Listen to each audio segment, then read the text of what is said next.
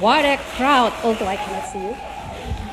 But honestly, it feels good to be finally up here. Because until last night, I was still running around a group chat discussing whether I should wear a bra.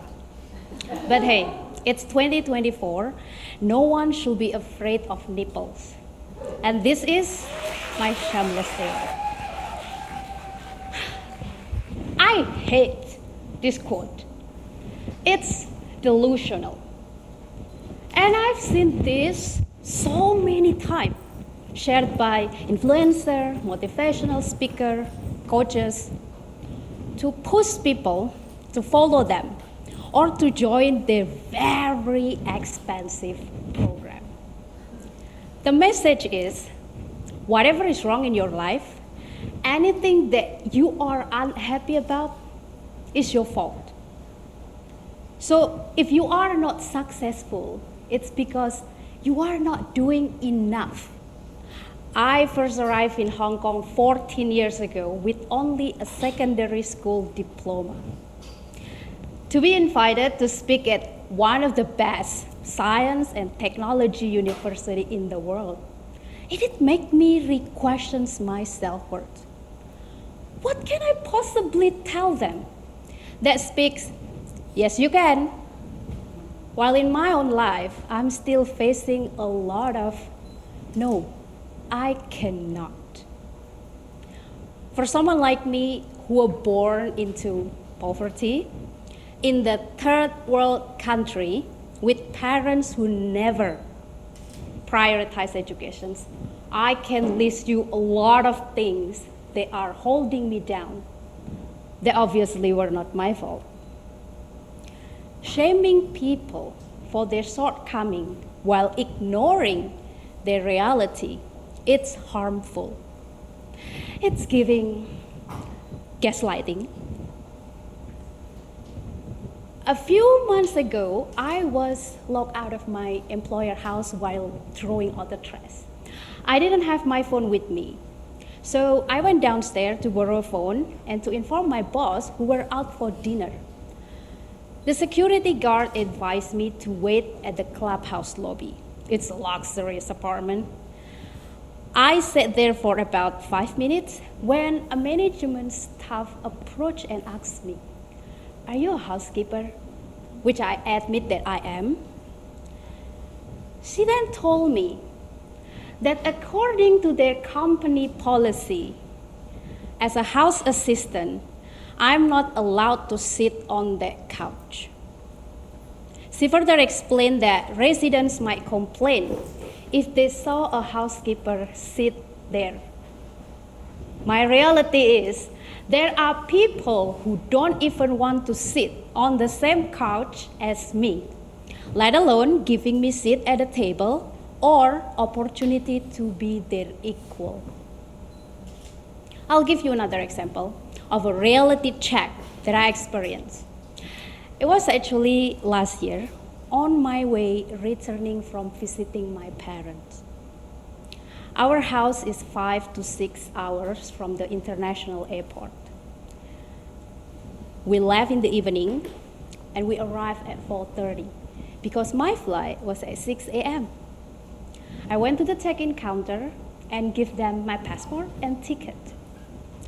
The staff asked me to show him my working contract. I was surprised because I didn't have it with me. Who will travel home carrying around their working contract or acceptance letters from your university? My working visa is literally stapled onto my passport to show that I'm allowed to enter and to stay in Hong Kong. His argument was, oh, this is the Hong Kong immigration policy. In the past 17 years of my international housekeeping career, this was never an issue with the Hong Kong airport. And this is not the first time I travel home. I tried to reason to him, but he was persistent because he doesn't want to be responsible if I were to be sent back to Indonesia. I assured him it will not be the case because I have a proper document. But of course, he had to bring out a bigger gun. In came 5 other staff, all men, gang up on me, arguing over this issue. It was intense. One of them actually demanded that I call my employer or my agency to prove my statement. It was 4:30 in the morning. Who will pick up? I told them that I was willing to write an affidavit that say I'll be fully responsible if anything should ever happen to me. I mean, your girl was desperate.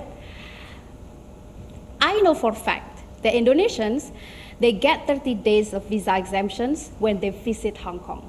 So I asked them this, how many tourists are on this flight? They said many. Then I said, so you allow someone without visa to board the plane, but not me?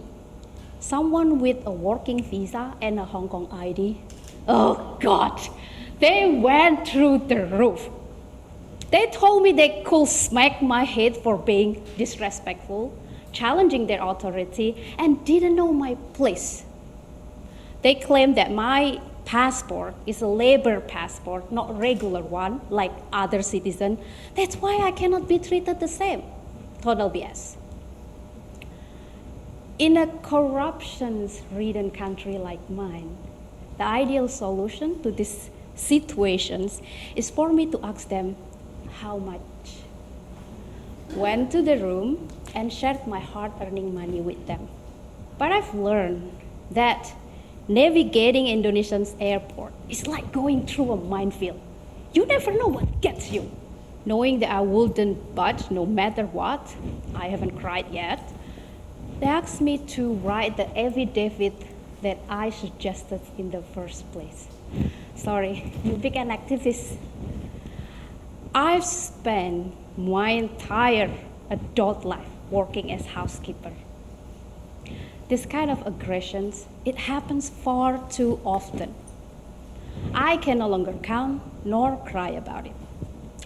It's like a set-up reminder that I'm different, that I'm worth less than other people simply because of my job.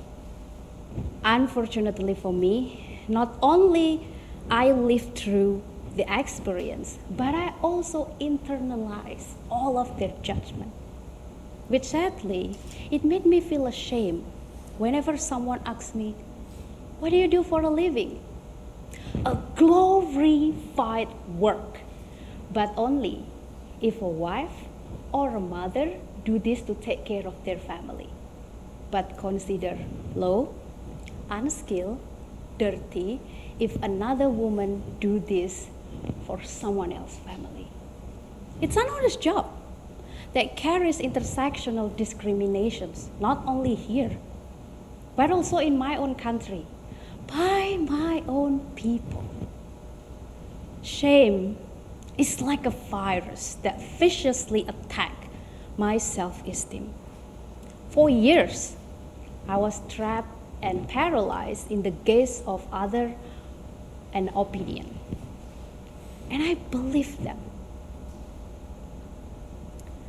I no longer knew who I was other than the labels that they slapped on me. Now, if you're wondering, how can I be so confident creating waves around Hong Kong or gracing this stage with my presence without a bra? It definitely takes more than just shifting or transforming my mindset. I actually need to see therapists to make me feel better about myself. I had a brush with depressions and it was revolting. And I was willing to do anything, anything, just not to feel that way again. Learning and unlearning about myself, life, mental health. And one day, my wiring glitched and it kind of hit me. Why did I do wrong? Did my job cause harm to anyone? Because last time I checked, My job is actually helping to make the wheel of this society to run even smoother. We provide you convenience. I shouldn't be ashamed of things that happens to me, things that others did onto me, or things that are beyond my control. I shouldn't let society keep shaming me into my silence. Instead, I use shame as my armor to fight for my own path, to share my stories, and to speak for those who haven't found their voices. I also build community that help marginalized women to love themselves and to grow their life. So if you disrespect me as fellow human being, the shame is on you. If you look down on me for taking care of your family, shame on you. If you disapprove me as fellow woman, shame on you. And if you still exclude migrant workers like me in your DEI movement, shame in all of you. Let's be real. Success is not just about hard working or fixing your mindset, but also about fixing the system. And you cannot do it on your own.